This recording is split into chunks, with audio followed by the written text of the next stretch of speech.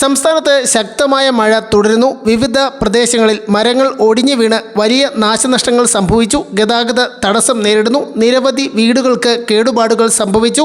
കുന്നിടിഞ്ഞു വീണ് വീടിന് മുകളിലേക്ക് വീണ് വലിയ അപകടം സംഭവിച്ചിരിക്കുന്നു. വ്യാപകമായ മഴക്കെടുതികളാണ്. വരും മണിക്കൂറുകളിൽ കൂടുതൽ മഴയ്ക്ക് സാധ്യതയുണ്ട്.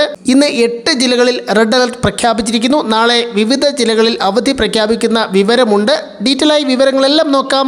എല്ലാ ദിവസവും അപ്ഡേറ്റുകൾക്ക് നിങ്ങൾ ഇതുവരെയും ചാനൽ സബ്സ്ക്രൈബ് ചെയ്തിട്ടില്ലെങ്കിൽ ഇപ്പോൾ തന്നെ സബ്സ്ക്രൈബ് ചെയ്ത് ഓൾ എന്ന ബെൽ ഓപ്ഷൻ കൂടി എനേബിൾ ചെയ്യുക. കൂടുതൽ ആളുകൾക്ക് എത്തിച്ചേരാൻ വീഡിയോ ലൈക്ക് ചെയ്ത് കാണാൻ ശ്രദ്ധിക്കണം. കേരള കർണാടക തീരങ്ങളിലും ലക്ഷദ്വീപ് തീരത്തും ഇന്നു മുതൽ തുടർച്ചയായ 3 ദിവസങ്ങളിൽ മത്സ്യബന്ധനത്തിന് പോകാൻ പാടില്ലെന്ന് കേന്ദ്ര കാലാവസ്ഥാ വകുപ്പ് അറിയിച്ചു.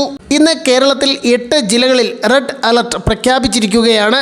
പത്തനംതിട്ട, ആലപ്പുഴ, കോട്ടയം, ഇടുക്കി, എറണാകുളം, തൃശൂർ, കണ്ണൂർ, കാസർഗോഡ് ജില്ലകളിലാണ് ഇന്ന് റെഡ് അലർട്ട് പ്രഖ്യാപിച്ചിട്ടുള്ളത്.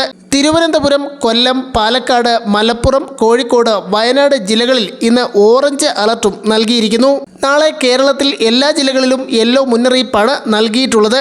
നാളെയോടെ മഴയ്ക്ക് ശമനമുണ്ടാകുമെന്ന് പ്രതീക്ഷിക്കുന്നു. ശക്തമായ കാറ്റാണ് വിവിധ പ്രദേശങ്ങളിൽ ഉണ്ടായത്.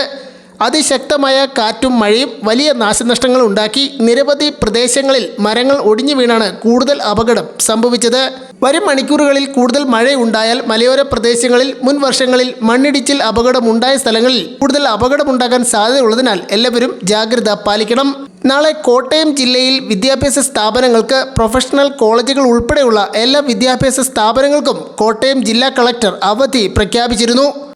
ഇപ്പോൾ കൊല്ലം ജില്ലയിൽ നിന്നും അവധി പ്രഖ്യാപനം വന്നിരിക്കുകയാണ്. ജില്ലയിലെ പ്രൊഫഷണൽ കോളേജുകൾ ഉൾപ്പെടെ എല്ലാ വിദ്യാഭ്യാസ സ്ഥാപനങ്ങൾക്കും മെയ് 31 നാളെ ജില്ലാ കളക്ടർ അവധി പ്രഖ്യാപിച്ചുകൊണ്ട് കൊല്ലം ജില്ലാ കളക്ടറുടെ അറിയിപ്പും ലഭ്യമായിരിക്കുന്നു. വരും മണിക്കൂറുകളിലും കൂടുതൽ മഴയ്ക്ക് സാധ്യതയുള്ളതിനാൽ എല്ലാവരും ജാഗ്രത പാലിക്കണമെന്ന് നിർദ്ദേശം.